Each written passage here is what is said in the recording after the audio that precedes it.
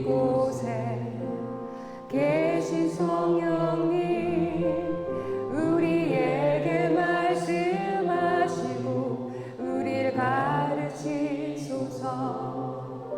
다시 우리 맘 열어주시고 주의 빛으로 밝혀 우리를 인도하소서. 한번 더 고백합시다. 오늘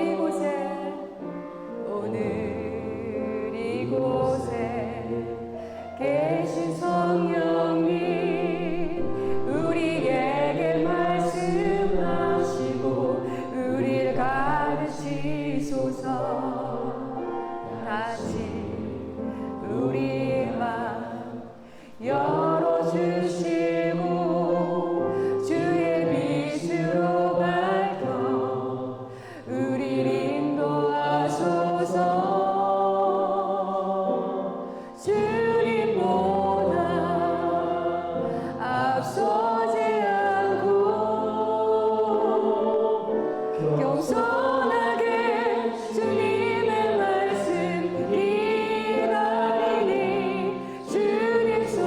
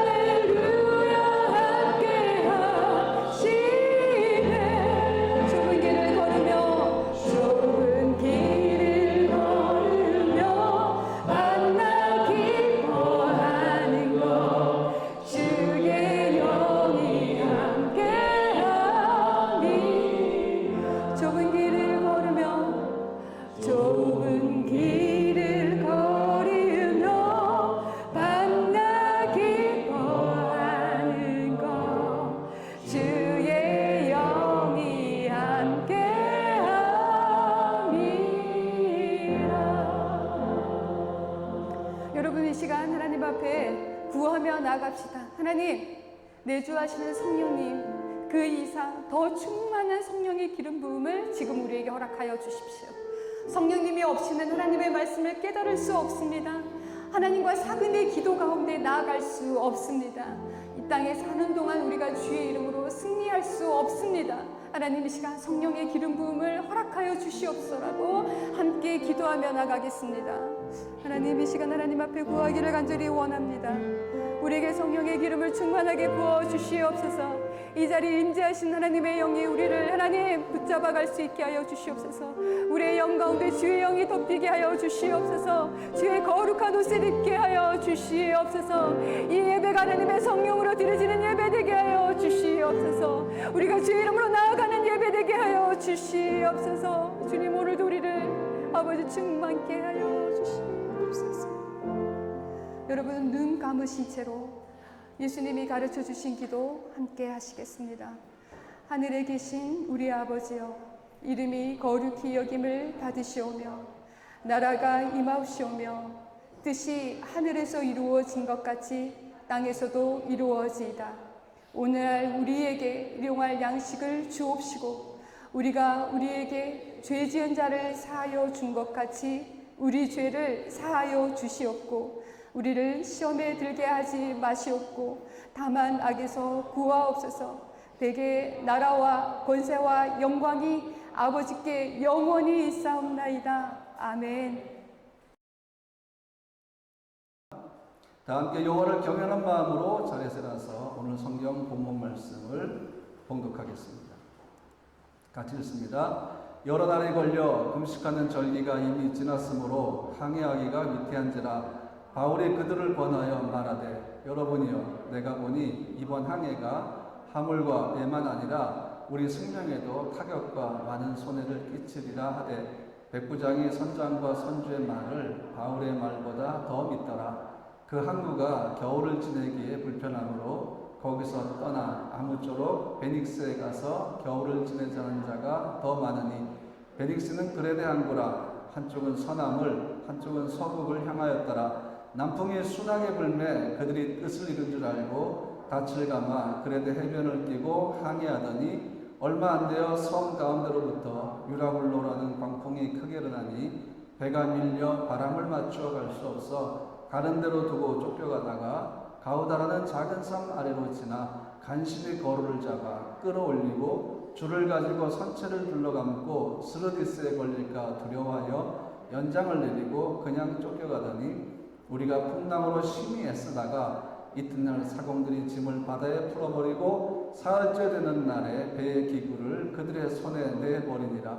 여러 날 동안 해도 별도 보이지 아니하고 큰 풍랑이 그대로 있음에 구원의 여망마저 없어졌더라. 여러 사람이 오래 먹지 못하였음에 바울이 가운데 서서 말하되, 여러분이여, 내 말을 듣고 그레데에서 떠나지 아니하여 이 타격과 손상을 면하였더라면 좋을 뻔하였느니라. 내가 너희를 권하노니 이제는 안심하라. 너희 중 아무도 생명에는 아무런 손상이 없겠고 오직 배뿐이리라. 내가 속한 바 곧 내가 섬기는 하나님의 사자가 어젯밤에 내 곁에 서서 말하되, 바울아, 두려워하지 말라. 내가 가이사 앞에 서야 하겠고 또 하나님께서 너와 함께 항해하는 자를 다 내게 주셨다 하였으니, 그러므로 여러분이 안심하라. 나는 내게 말씀하신 그대로 드리라고 하나님을 믿노라. 그런즉 우리가 반드시 한 섬에 걸리리라 하더라. 아멘. 자리에 앉으시기 바랍니다. 오늘 함께 나눌 말씀의 제목은 위기에서 건지시는 하나님입니다.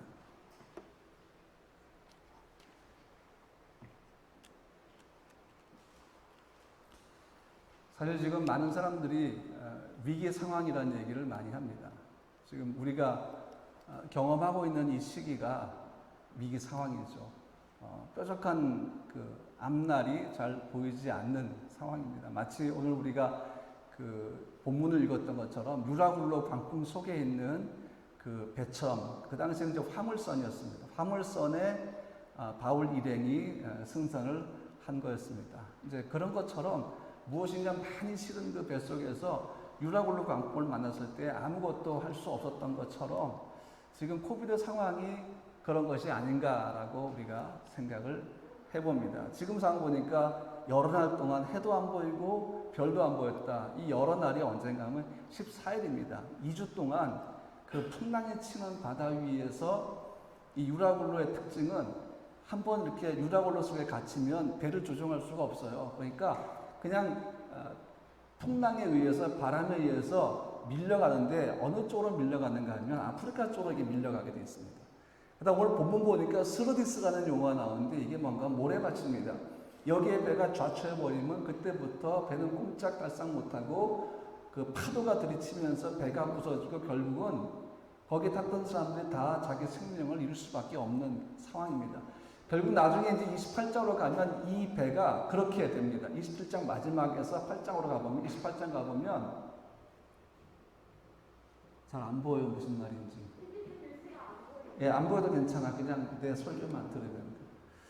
그래서 그 배가 완전히 파손되고 난 다음에, 그 다음에 이제 사람들만 살아나는 모습을 볼 수 있는데, 오늘 바울이 이미 하나님이 그 말씀을 해주셔서 그렇게 경험하는 것을 우리가 볼 수가 있죠. 제가 잠시 화면을 좀 바꾸도록 하겠습니다.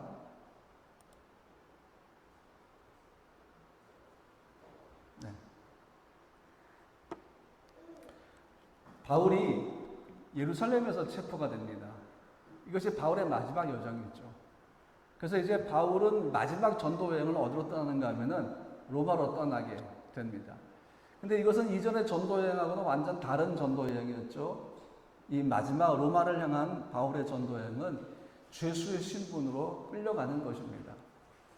근데 하나님이 바울을 보호하셔서 아주 대접을 잘 받게 하시고 생명의 위협, 살해의 위협에서 벗어나게 하시면서 가이사랴에서 2년 동안 머물게 하시고 이제 드디어 이 백부장, 가이사랴 부대의 백부장 율리오가 이제 바울을 담당해서 다른 죄수들과 함께 로마로 끌고 가는 역할을 하게 되는 것입니다. 자, 이제 그 여정 속에서 누가 함께 했는가 하면은 누가복음과 오늘 이 사도행전을 쓴 의사 누가가 함께 하고요. 끝까지 바울과 함께 했던 동역자 아리스타고가 도중에 합류를 합니다. 그래서 이 누가는 바울과 함께 여정을 같이 하면서 자기가 경험한 것들을 아주 생생하게 사도행전에 지금 기록했다라는 것입니다. 한번 여러분에게 지도를 잠깐 보여드리겠습니다. 지도를 보시면 조금 더 이해가 될 것 같아요. 잘 안 보이시겠지만 그래도 한번 좀 제가 설명을 드려볼게요. 확대해서. 방송으로 보신 분들은 아마 잘려서 보이겠지만 죄송합니다. 자, 여기가 구브로죠. 지금의 사이프러스고, 그 다음에 이 가이사랴에 2년 동안 있다가 예루살렘에서 가이사랴에 가서 2년 동안 있다가 이제 이렇게 항로를 따라서 로도스 섬을 거쳐서 그레데 섬으로 갑니다. 여기에 미항이 있습니다. 뷰티풀 뭐 하버 이렇게 되는데 별로 이렇게 이름만 미항이지 안미항 그렇게 굳이 이름 붙이면 별로. 그러니까 여기 와인가면 겨울을 나기도 힘든 항구고요. 작은 항구입니다. 그러다 보니까 이제 여기에서 오늘 일이 벌어지는 거예요. 여기에서 하나님의 바울의 마음에 감동 주셨고 이때가 겨울입니다. 겨울바다 항해하는 게, 지중해 항해하는 게 만만치가 않습니다. 그러니까 바울이 뭐라는가 하면 그냥 미항에서 겨울을 납시다 그랬는데 선장과 선주가 아니다. 여기는 겨울 나기가 좋지 않으니까 베니스로 가자. 베니스는 겨울을 날 수 있다. 그렇게 해가지고 결국 근위대장 이 백부장 율리오가 선장과 선주의 말을 듣고 미항에서 출발을 합니다. 그래서 이게 가우다 섬이에요. 여기 섬을 갈 때는 순풍이 불어서 우리 결정이 옳았다라고 했는데 이 가우다 섬 중반쯤 갔을 때부터 갑자기 유라굴로라는 태풍이 몰아치고 옵니다. 오늘 성경은 광풍이라 했죠. 그래서 어떻게 됩니까? 배를 조정할 수가 없으니까 밀려서 이렇게 아프리카 쪽으로 가서 바로 여기가 이제 멜리데 섬, 성경은 멜리데인데 지금으로서는 몰타 섬입니다. 어쨌든 아프리카 근방까지 가긴 갔는데 그 과정이 배를 몰아간 게 아니라 태풍에 밀려서 가서 결국 이 섬의 모래밭에 좌초하면서 배는 다 깨지고 사람들은 겨우 나무주가 붙잡고 헤엄을 쳐서 섬으로 올라갑니다. 그 후에 벌어진 일이 바로 28장에 나오는데 오늘 27장만 가지고 여러분과 함께 나누려고 합니다. 오늘 본문은 그레데 섬에 도착한 다음에 일어난 일이라고 제가 지금 말씀을 드렸죠. 그레데 섬에 있는 이 미항이라는 곳에 이르렀을 때 바울은 항해하지 맙시다 이렇게 얘기해요. 여러분 겨울바다 아세요? 이 겨울바다는 굉장히 낭만적입니다. 저는 이제 제 고향이 강원도 강릉이기 때문에 지금도 보고 싶은 거는 겨울바다입니다. 그 겨울바다에 눈이 내리는 모습은 제가 평생을 두고 잊지 못할 그리움의 대상이 될 겁니다. 근데 그렇게 멀리서 육지에서 보는 건 괜찮은데 그 바다 한가운데 들어가서 그 파도를 경험한다고 생각해 보십시오. 얼마나 위험하겠습니까? 화물들과 배를 잃게 되고 생명의 위험이 되니까 여러분 가지 맙시다. 이제 이렇게 얘기를 하죠. 이거는 이미 바울도 지중해 겨울바다를 경험했기 때문에 할 수 있는 얘기였어요. 3차 전도행을 계속 다니면서 배를 타고 다니면서 그가 경험했던 것은 바로 겨울바다였습니다. 그러다 보니까 바울이 뭐라 합니까? 이거 분명히 100% 겨울바다 위험합니다. 그러니까 그냥 미항해서 쉽시다 이렇게 얘기했죠. 근데 선장과 선주가 바울의 말을 무시해버렸습니다. 자기들이 가진 그 뱃사람의 경륜을 기준으로 딱 바울을 평가해 보니까 너는 유대인이고 뱃사람도 아니잖아. 너보다 우리가 훨씬 더 잘 알아. 훨씬 더 경험도 많아. 훨씬 더 전문적이야 라고 결론을 내렸기 때문에 바울의 말이 그냥 한 번에 무시를 당해버립니다. 뱃사람도 아닌 유대인이 뭐 알아봤자 얼마나 알겠냐, 그런 그 무시한 것도 내포가 되어 있죠. 왜 여러분 그런 상황이 있잖아요. 자기보다 좀 지식도 부족해 보이고 경험도 부족해 보이는 사람이 뭔가 옳은 말을 하고 경고를 하게 되면 그게 옳은 줄 알면서 어떻게 해요? 그냥 무시해 버리는 거예요. 그 사람이 가진 지혜와 경험을 그냥 아예 모른 채 해버리는 경우가 있다는 얘기죠. 우리는 보통 나와 같은 레벨, 나와 뭐 낮은 레벨 이거를 굉장히 많이 따지는데 각 사람은 각자가 경험한 경륜이 있다는 얘기죠. 그것이 어느 때는 굉장히 큰 도움이 될 수가 있는데 사실 이때가 이런 경험입니다. 바울은 뱃사람이 아니었지만 그가 전도여행을 다니면서 경험했던 겨울바다가 지금 다시 그 눈앞에 전개될 상황 속에 있기 때문에 바울은 충고를 한 겁니다. 나가지 맙시다 그러죠. 근데 선장과 선주가 무시해 버립니다. 보통 다는 아니지만 이런 종류의 사람들이 갖는 단점이 뭔가 하면 퍼펙트라는 말을 굉장히 좋아합니다. 그래서 뭔 일을 했을 때 사람들로부터 퍼펙트합니다 라는 얘기를 들으면 그렇게 막 보람을 느끼고 막 인정을 받은 것처럼 느껴지니까 이런 사람들은 퍼펙트라는 평가에 목이 말라 있습니다. 그런데 여러분 사람이 하는 일은 퍼펙트를 적용할 수가 없어요. 왜? 부족하고 연약하기 때문이죠. 흠이 있기 때문이죠. 퍼펙트란 결정을 내리신 사람은 누굽니까?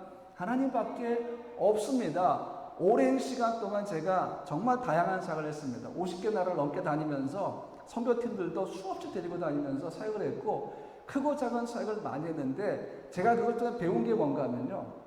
항상 그 사역이 끝나면 하나님 제 인생에서 리셋 버튼을 딱 눌러버려요. 너 제로야. 네가 한 거 없어. 다 너를 통해 내가 한 거라는 것을 계속 알게 하세요. 유럽에 안식년 일로 왔을 때도 하나님이 제일 먼저 한 게 뭔가 리셋 버튼 누르시는 거였어요. 너는 nothing이야. 그래서 너는 지금부터 내 앞에서 무명의 예배자의 삶을 살아야 돼 라는 거예요. 내가 너를 존귀히 여기고 내가 너를 인정하면 되는 거야. 세상 가서 인정받으려고 하지 마. 왜? 너를 사용한 것도 나고 너를 통해 끝을 이룬 것도 나고 너를 존귀하게 대한 것도 나고 너를 위해 내 아들의 생명을 준 것도 나야 라고 항상 말씀하시면서 나를 항상 리셋 버튼을 눌러서 제로로 만들어 버리시면 나싱으로 만들어 버리세요. 왜냐하면 그래야 제가 계속해서 하나님과 동력할 수 있기 때문이고 하나님의 능력과 지혜의 통로가 될 수 있기 때문입니다. 그래서 퍼펙트라는 사람들이 모르는 게 뭔가 하면 이거예요. 우리의 사역은 뭔가 하면 순종밖에 없어요. 우리가 뭐 대단한 걸 한 것처럼 보이죠? 아니요. 우리의 사역은 그냥 순종. 하나님 말씀 앞에서 그냥 순종하는 거예요. 그러면 우리의 순종을 통해서 하나님이 하나님의 사역을 진행하십니다. 포라 생명교회가 세워졌어요. 우리 교회가 지금까지 했던 모든 일들이 전부 다 열매를 맺습니다. 이게 제가 잘나서일까요? 아닙니다. 그냥 하나님 말씀에 순종함으로 나가면 하나님이 저를 통해서 우리 교회를 통해서 하나님의 사역을 진행하신 겁니다. 이번에 드림 스케치 페스티벌이 놀랍게도 6개 대륙에서 다 참석했고 42개 나라 94개 도시에서 287명이 참석했습니다. 이라크부터 시작해서 남아공, 말레이시아 다 참석했습니다. 멕시코, 페루에서까지 참석했습니다. 이걸 누가 한 거겠어요? 제가 한 걸까요? 우리 교회가 한 걸까요? 아니요. 저와 우리 교회 한 것은 뭡니까? 그냥 순종한 거예요. 하나님 하라고 하시니까 불가능처럼 보였지만 순종했습니다. 순종하니까 하나님이 저와 우리 교회를 통해서 이 일을 하신 겁니다. 이것은 God sized work입니다. 하나님 크기의 사역입니다. 우리가 감당할 수 있는 크기의 사역이 아니죠. 너무나 감사한 것은 저와 우리 교회 성도들을 이 사역으로 부르셔서 사용하신 것입니다. 이것이 하나님의 사역의 원리이기 때문에 우리의 사역은 뭔지 아십니까? 순종이에요. 그러면 하나님이 우리의 순종을 통해서 그분의 사역을 이루어 가신다라는 것입니다. 그러니까 어떤 일을 할 때 돌발 상황이 갑자기 생길 수가 있어요. 우리가 예측하지 못한 돌발 상황이 생기고 사람인지라 실수할 때가 있습니다. 근데 여러분 항상 하나님의 사역 속에서 돌발 상황과 실수도 사역의 일부분입니다.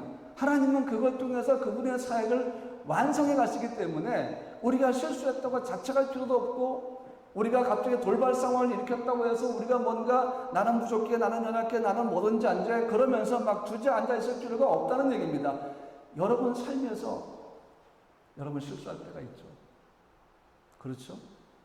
어쩌면 오늘 아침에도 실수했을 수가 있습니다. 어제도 실수했을 수가 있겠죠. 우리 삶은 사실 실수의 연속입니다. 그런데 하나님은 우리와 함께 걸어가시면서 우리의 부족함과 연약함과 실수를 문제 삼으시겠습니까? 전혀 문제 삼지 않습니다. 하나님은 우리의 실수에 제한당하는 분이 아니라 우리의 실수를 끌어안고 그것을 선으로 바꾸시면서 우리에게 기쁨을 주시는 분이라는 사실입니다. 그러므로 우리가 살면서 실수했다고 해서 하나님을 경책하시고 책망하시겠습니까? 아닙니다. 그저 우리가 그 부족함을 알고 주님 앞에 서 있기만 하면 주님이 우리의 실수를 어떻게 하십니까? 선으로 바꿔주신다는 얘기예요. 그러니까 우리가 주님과 함께 걸어가고 주를 믿으며 걸어가죠. 세상 사람들은 조금만 실수하고 뭔가 좀 부족함이 보면 그걸 붙잡고 막 공격을 하는데 하나님은 절대 그러지 않으세요.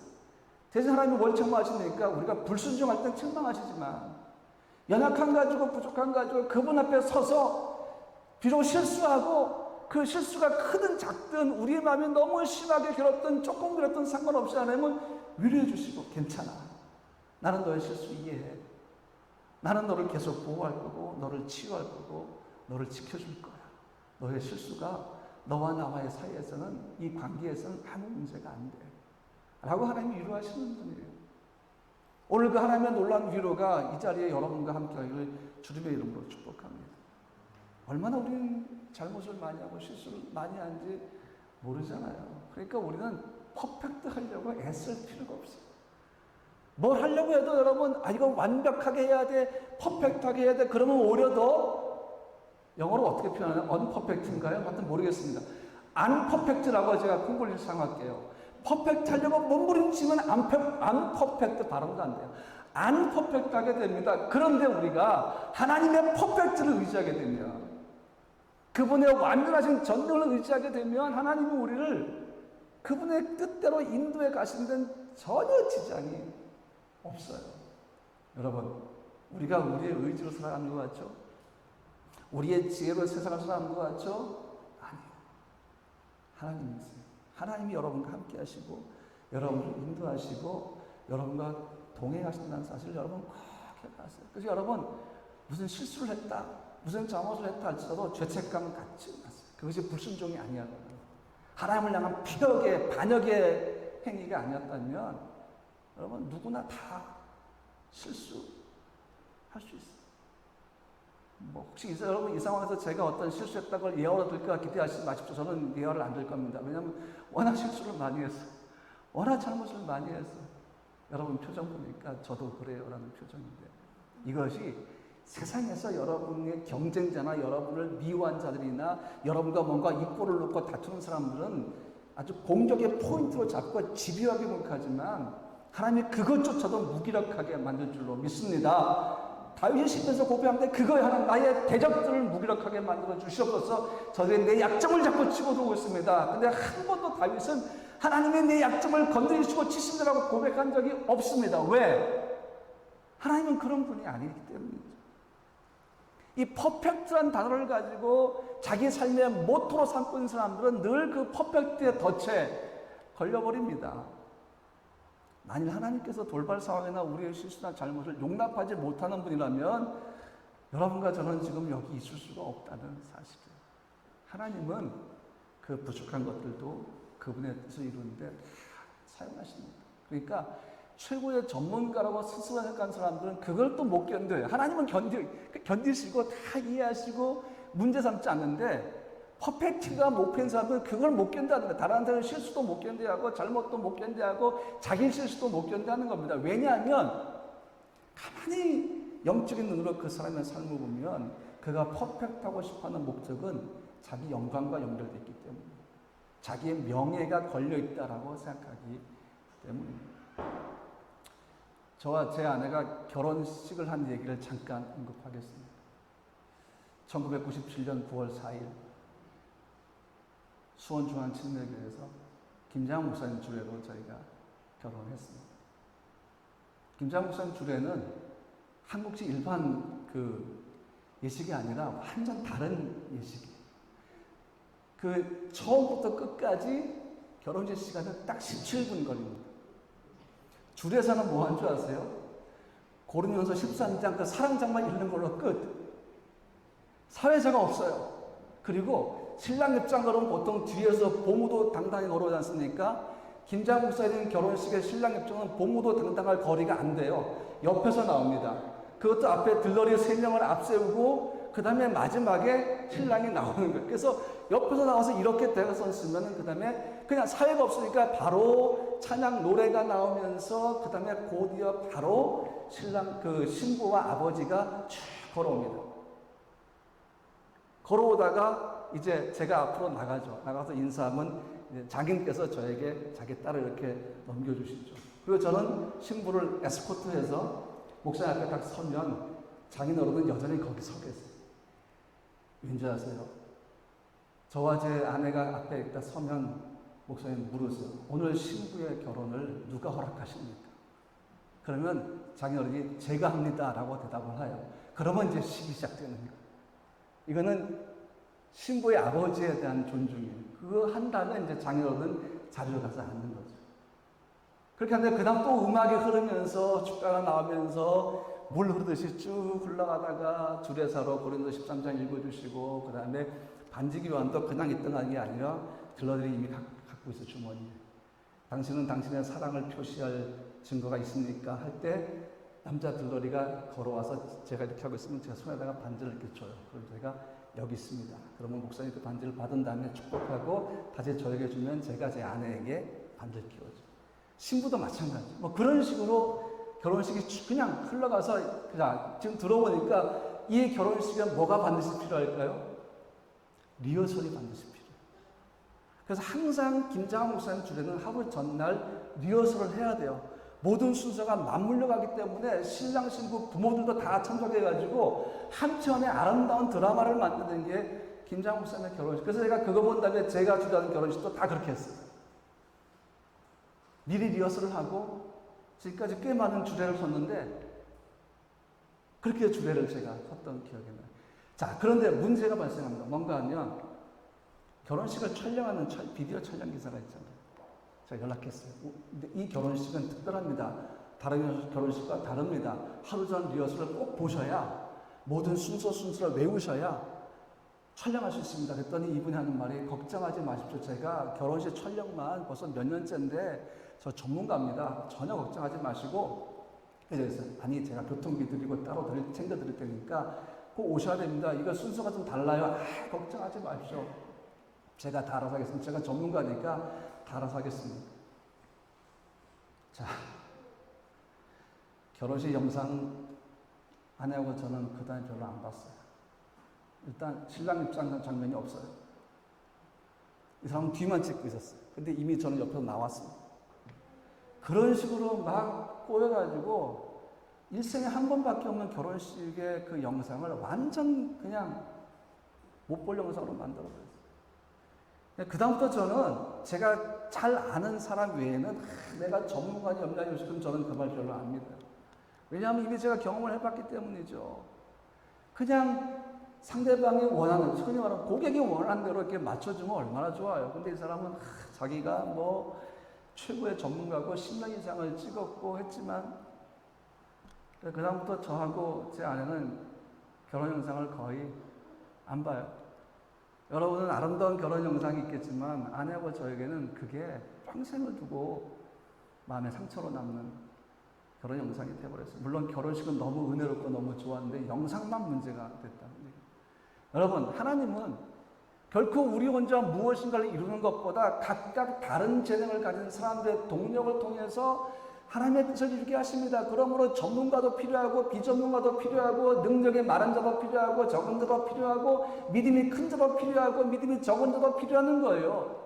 그래서 하나님은 그 모두를 동력하게 하시면서 하나님의 그림을 완성해 가십니다. 우리는 모두 그분의 그림의 퍼즐 한 조각입니다. 여러분 보세요. 퍼즐 1000조각, 2000조각 있지 않습니까? 그 퍼즐의 크기는 어떤 건 엄청 크고 어떤 건 작습니까? 아닙니다. 모양에는 약간 변화가 있지만 크기는 똑같습니다. 하나님의 빅픽처 속에서 그분의 모자이크 속에서 우리 각자는 다 그런 거란 얘기예요. 그래서 하나님은 그 다양한 사람들을 가지고 그분의 빅픽처를 만들어 가시는데 그 중에 대표적인 게 뭔지 아십니까? 교회라는 것입니다. 그 공동체가 교회예요. 하나님은 우리를 푸라 생명나무교회 공동체 지체로 만드시고 우리 모두의 동력을 통해서 우리 교회에게 해주신 비전을 이루어가신다는 사실이에요. 그러므로 능력이 많든 적든 그냥 모두가 맡은 일에 최선을 다하면서 그 일을 이루시는 분은 하나님이라는 사실만 기억하면 돼요. 맞아, 나를 통해 일을 이루시는 분은 하나님이셔. 저분을 통해 이루시는 분도 하나님이셔. 우리의 모두를 통해 이루는 분도 하나님이셔 라고 우리가 하나님을 먼저 인정하게 되게 되면 능력이 있든 없든 실수를 하든 안 하든 그것이 우리 속에서 문제가 되지 않는다는 얘기입니다. 다시 본론으로 돌아가겠습니다. 제가 1번을 조금 길게 설명을 했죠. 2번은 조금 짧을 수도 있는데 어쨌든 한번 시도해 보겠습니다. 위기 상황이 다가옵니다. 선장과 선주는 바울의 말을 무시했고 그래도 된다고 생각했을 겁니다. 백부장도 선장과 선주의 말을 믿었습니다. 그래서 미항에서 겨울 보내지 않고 서북 쪽에 있는 베니스로 가서 겨울을 지내고 결정했는데 남풍이 부니까 그 결정이 옳은 줄 알았습니다. 근데 그 결정이 옳은지 안 옳은지는 끝까지 가봐야 하는 거 아니겠어요? 과정을 봐야 되는 거 아닙니까? 갑자기 예상치 못했던 어려움이 몰려오기 시작합니다. 그것이 뭔가 하필 그때 악명 높은 태풍인 유라굴로가 불어오는 거예요. 불어와가지고 성경은 광풍이라고 얘기하는데 지금 이거는 알래스카 겨울 바다 영상인데요. 이것보다 더 심했겠죠. 이런 배들은 충분한 기술력으로 지었지만 그 당시 배가 화물선 배가 뭐 얼마나 튼튼하겠습니까? 자, 겨울 바다 생각해 보세요. 기온이 급강하합니다. 영하로 떨어지죠. 맹추위가 몰려옵니다. 눈보라와 우박이 쏟아집니다. 그리고 이 차가운 바닷물이 요동치면서 배 안으로 들어오기 시작합니다. 그리고 뭐가 옵니까? 죽음의 공포가 다가옵니다. 모래톱에 걸릴까봐 탈출용 거룻배가 밖에 있던 것들을 다 끌어올려서 배 안에서 다시 묶어버립니다. 그리고 배의 짐들을 다 버립니다. 나중에는 그 배를 조종할 수 있는 모든 것도 다 버리고 배만 남겨버립니다. 근데 이미 해와 달이 보이지 않는 지가 14일이었습니다. 이게 무슨 얘기예요? 할 수 있는 게 아무것도 없다는 거예요. 죽음의 공포가 다가오고 있습니다. 여러분, 천둥 칠 때 먼저 빛이 보이죠. 그리고 일정한 시간이 지나면 소리가 들리듯이 지금 이 상황은 유라굴로 광풍 속에서 그 엄청난 광풍의 그 두려움과 함께 서서히 다가오고 있는 죽음을 느끼고 있다는 얘기입니다. 그러니까 다 포기한 거예요. 유라굴로는 동북풍인데 이거는 아까 얘기했지만 무조건 좌초할 수밖에 없도록 만드는 무서운 태풍이라는 것입니다. 선장과 선주가 사람의 생명을 책임질 수 있습니까? 책임 못 집니다. 살아날 가능성 만들 수 있습니까? 못 만듭니다. 자기들도 죽을 판에 어떻게 만듭니까? 여러분, 하나님은 우리에게도 위험한 상황들에 대해서 경고할 때가 있어요. 우리 안전을 위해서, 생명을 위해서 다양한 방법으로 알게 하는데 우리는 너무 쉽게 그 경고를 무시하거나 거절할 때가 굉장히 많습니다. 그 이유가 여러 가지가 있는데 두 가지만 말씀드리면, 첫 번째는 자기의 경륜에 대한 맹신이고요. 교만하고 그 때문에 착각하기 때문입니다. 대중음악 가수를 이런 거예요. 내가 제일 잘 나가. 속으로 따라하지 마세요. 노래 부르지 마세요. 내가 제일 잘 나가. 또 어떤 게 있어요. 이건 실패할 수가 없어. 이건 내 전문 분야야. 이미 모든 인프라가 구축되어 있고 전략도 있어. 이거는 그냥 가만히 놔둬도 굴러가게 돼 있어. 그때 성경이 이렇게 경고를 하는데요. 예레미야 9장 23절 말씀 보니까 이렇게 경고하십니다. 그냥 말씀 읽을게요. 여호와께서 이와 같이 말씀하시되 지혜로운 자는 그의 지혜를 자랑하지 말라. 용사는 그의 용병을 자랑하지 말라. 부자는 그의 부함을 자랑하지 말라. 그렇게 말씀하셨어요. 맹신하지 말라는 거예요. 세상 것을 맹신해도 결국 여러분 거 아무것도 없습니다. 여러분 인생을 살면서 이런 순간들이 많았죠. 한순간에 상황이 확 바뀌어버리는 거예요. 한순간에. 그렇죠? 코비드19가 그런 거예요. 코비드 바이러스가 모든 일을 갑자기 스톱하게 만들었습니다. 겨울이 되게 만들었습니다. 이 코비드 바이러스는요, 거대한 거인이 아니에요. 막 2m, 3m짜리가 아닙니다. 10억 분의 1m 나노의 단위를 쓸 수밖에 없는 눈에 보이지 않는 바이러스입니다. 이 바이러스가 전 세계를 두려움 속에 몰아넣을 줄 누가 알았겠습니까? 하나님은 우리보다 연약한 자들을 통해 말씀하시고, 우리보다 부족한 사람을 통해 경고하시고, 우리가 무시하는 작은 것들을 통해 또 말씀하시고, 우리가 별로 중요하게 여기지 않는 일을 통해서도 경고하시는 분입니다. 이와를 한 가지 말씀드릴게요.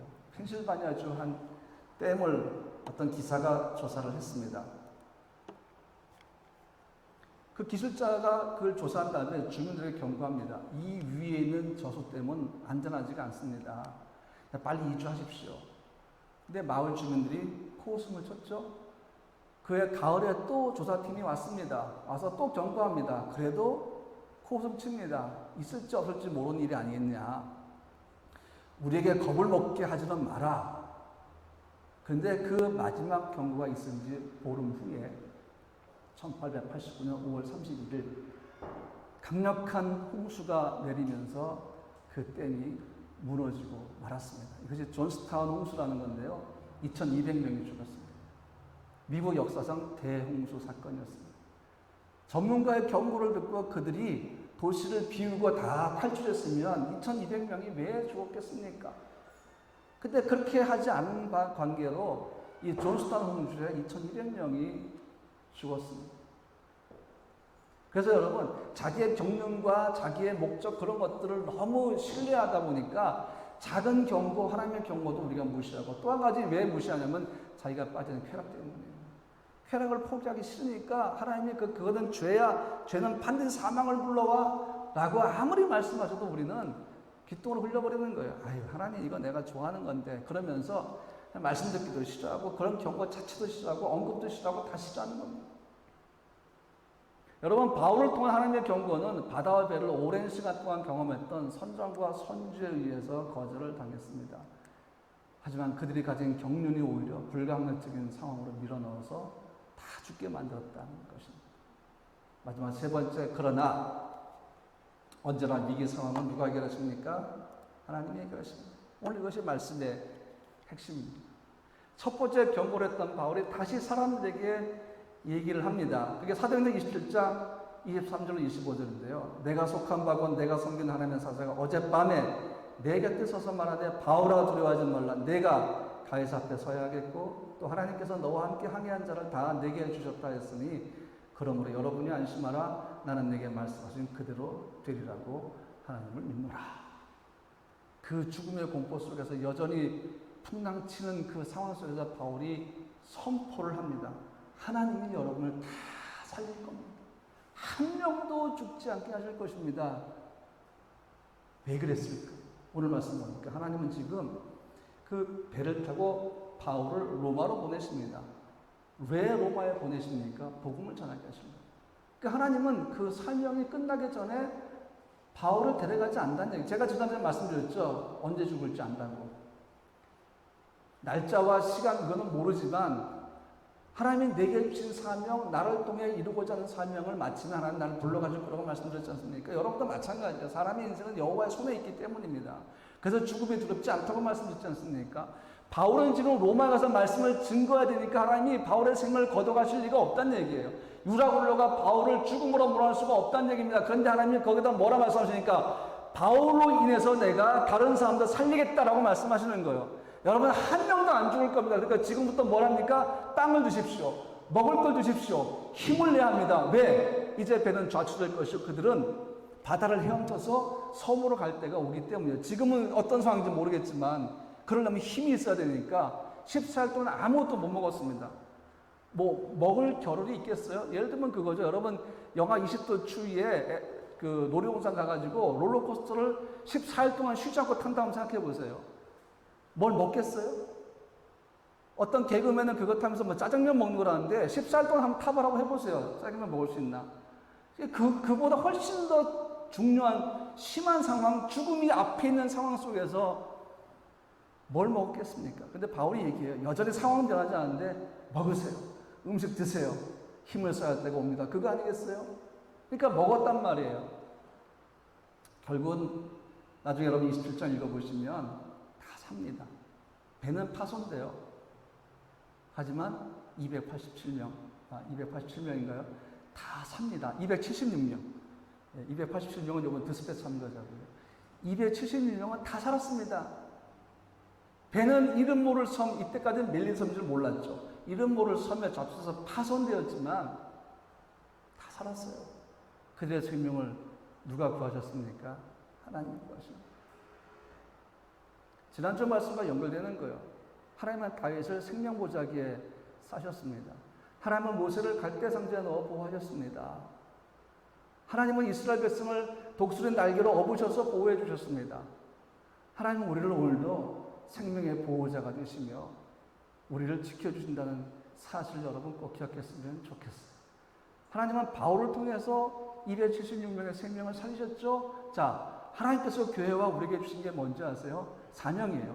그 사명은 뭡니까? 복음을 전하는 거예요. 그럼 바울도 복음을 전하려고 로마로 갔고 우리도 지금 프라하에서 복음을 전하는 삶을 살 수 있습니다. 복음이 뭡니까? 아버지와 아들의 이야기예요. 그리고 복음이 뭡니까? 영원한 생명이 있는 하나님의 복된 소식입니다. 그러니까 이 복음이 왜 중요합니까? 죽어가는 사람들, 죄의 종으로 멸망하는 사람들에게 생명의 길을 제시해서 살게 만드는 것이기 때문입니다. 그러므로 디모데후서 1장 10절에 뭐라 합니까? 이제는 우리 구주 예수 그리스도 예수의 나타나심으로 말미암아 나타났으니 그는 사망을 피하시고 복음으로써 생명과 썩지 아니할 것을 드러내신지라 그랬습니다. 예수를 만나기 전에 우리의 삶과 만나는 우리 삶은 뭐가 무슨 차이가 있어요? 그 전에 우리에게 생명은 없었으나 이제 우리는 남을 살리는 복음의 생명을 가지고 있다는 얘기예요. 이게 얼마나 놀라운 차이인지 모릅니다. 여러분에게는 다른 사람에게 줄 수 있는 생명이라는 고귀함을 갖고 있는 존재라는 것입니다. 힘들게 번 돈도 아니고 애써 쌓아올린 명성도 아니고요. 여러분과 내가 가진 가장 고귀한 것은 다른 사람에게 줄 수 있는 주님의 생명이에요. 그러니까 예수님이 12제를 파송하셔서 뭐랍니까? 병든 자를 고치며 죽은 자를 살리며 나병한 자를 깨끗하게 하며 귀신을 쫓아내는 너희가 거저받았으니 거저주라. 이 예수의 생명은 거저받은 것이기 때문에 우리도 죽어간 사람들에게 거저 줄 수 있어야 한다는 사실. 결론을 말씀드리겠습니다. 코비드19 상황 속에서 우리가 할 수 있는 건 모든 걸 다 하고 더 이상 무엇을 해야 할지도 모르는 상황 속에 들어가도록 만들어 있죠. 거의 2년 동안 우리의 삶을 막아버렸어요. 그 악몽이라고 표현하죠. 이제 또 터널의 끝이 보이려고 하는데 갑자기 연장됩니다. 그 연장시킨 것은 델타 바이러스입니다. 여러분, 세균은 100만 분의 1m이기 때문에 마이크로미터 단위를 쓰죠. 바이러스는 10억 분의 1m니까 나노란 단위를 씁니다. 눈에 보이지도 않아요. 근데 세균은 과학 현미경으로도 관찰되지 않지만 전자현미경으로 관찰되죠. 근데 이 세균이라는 것은 뭔가 하면 세상의 모든 곳에 존재하는 단세포 생물체입니다. 그러니까 번식이 스스로 가능해요. 세균은. 바이러스는 혼자 번식하지 못해서 반드시 숙주가 필요합니다. 그래서 코비드 바이러스는 사람을 숙주로 삼아서 계속해서 번식을 하면서 변이 되는 과정을 겪고 있죠. 그러니까 우리가 지금 필요한 게 뭔가 하면 백신도 백신이지만 치료제가 가장 필요합니다. 아직까지 치료제의 개발은 요원해 보입니다. 모든 것은 다 한계가 있습니다. 사실은 우리가 할 수 있는 건 다 했잖아요. 여러분이 할 수 있는 거 2년 동안 다 하지 않았습니까? 바이러스에 양심이 있겠어요? 무슨 정이 있겠어요? 아닙니다. 근데 여러분, 여전히 우리가 왜 소망을 가집니까? 그저 세상 사람들처럼 언젠간 때가 올 거야, 언젠간 잘 될 거야가 아니라 하나님이 우리와 함께 하시기 때문에. 하나님 우리가 어떤 분입니까? 시편 97편 10절과 11절 여호와를 사랑한 자를 악을 미워하라. 그는 자기 백성의 생명을 지키시고 악한 자의 손에서 그들을 구하시며 의로운 자에게 빛을 비추고 마음이 정직한 자에게 기쁨을 주신다. 그랬습니다. 생명은 주께 있습니다. 우리가 그의 자녀고 우리가 의인이기 때문에 하나님 그의 의를 우리에게 비추실 것이고 우리에게 기쁨을 뿌려 주실 것이라는 사실입니다. 그러므로 우리는 그분을 예비하며 살아가는 것이 우리 삶의 최고의 목적으로 삼아야 할 줄로 믿습니다. 확실히 지금 위기 상황이지만 더 분명한 것은 이 속에 하나님이 우리와 함께 하신다 라는 것입니다. 사랑하는 성도 여러분, 조금 더 견딥시다. 조금 더 버팁시다. 하나님께 능력을 구합시다. 하나님께 지혜를 구합시다. 여러분 삶의 실제적인 문제를 가지고 그분 앞에 아뢰십시오. 어떻게 할지 모른다면 그분 앞에 지혜를 달라고 구하십시오. 길을 열어달라고 구하십시오. 믿음의 기도에 하나님 반드시 응답하게 되어 있다 하는 것을 여러분이 기억하시면서 위기에서 건지시는 하나님을 이번 한 주간도 경험하시기를 주님의 이름으로 축복합니다.